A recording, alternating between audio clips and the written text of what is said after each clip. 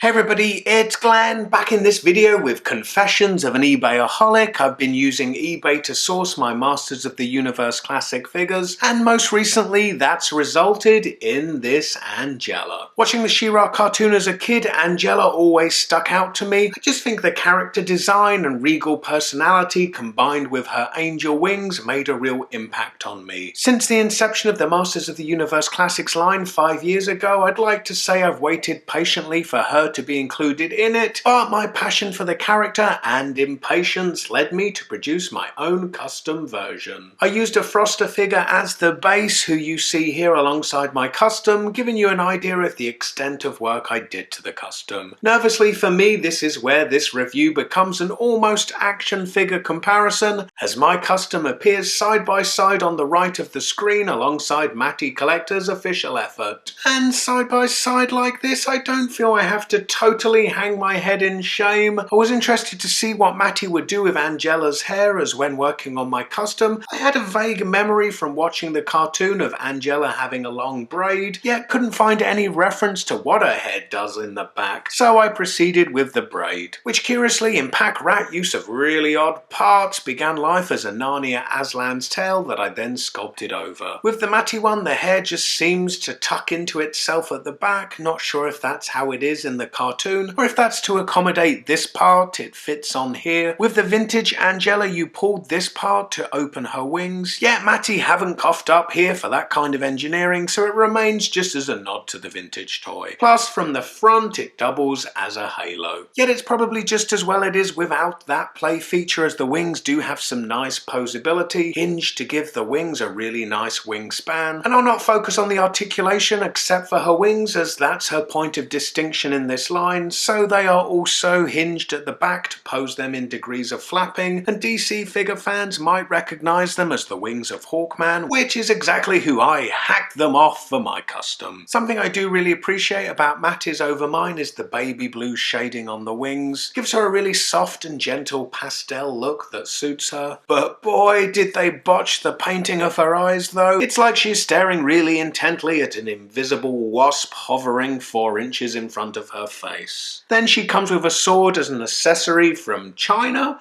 which must be a mystical land beyond Whispering Woods. I wouldn't have immediately pictured Angella swinging away sword in hand, but now that it is in her grasp, I can see her taking to the air, soaring above the battleground, lobbing heads off as she flies. Anyway, for the previous episode of Confessions of an Ebayaholic, click the video on the right. As ever, I sure would appreciate it if you could give this video a big thumbs up, subscribe for more, and I hope to see you next time. Bye.